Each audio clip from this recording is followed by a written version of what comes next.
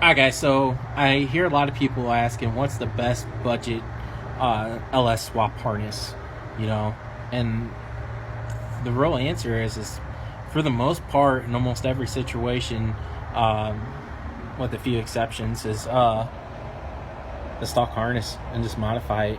And you might say, well, that's above my means, and it's really not. If you can install radio and you understand the basic principles of doing that, this harness ain't gonna be nothing for you.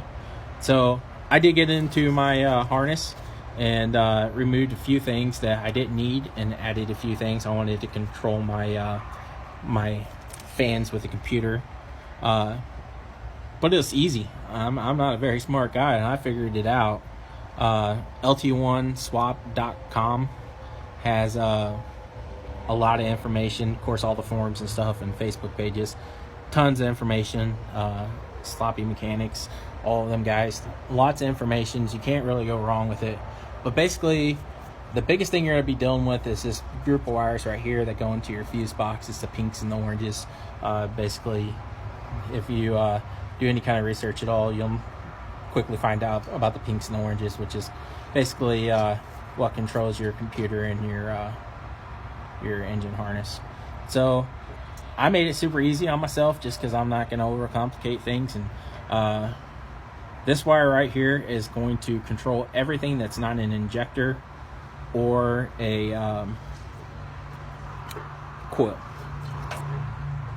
These two wires right here are bank 1 and bank 2 injectors. They're going to get tied together and go into a fuse. So one fuse here, one fuse here. This other wire is for the coils. It's going to go to a fuse. So basically, out of all these groups of wires, you're going to have 3 that go up to a fuse. Everything in here is soldered together and shrink wrapped and then taped over. I know it looks like crap right in this region. That's because I have everything labeled back here and I need to label it up here so I can tape all this and get it covered in loom. And then up here kind of looks like a mess, but it's the stuff that goes into like the fuel pump relay and for the fan relays. So that'll all be covered in loom and everything too. And then I basically got these wires right here that will go up into the cab for the OBD2 port.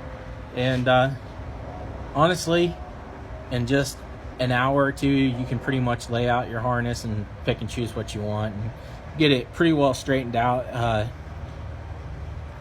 It's only going to be as hard as you make it. So that's my answer. What harness do you want? Factory harness, unless you're going to go with a Holly or something.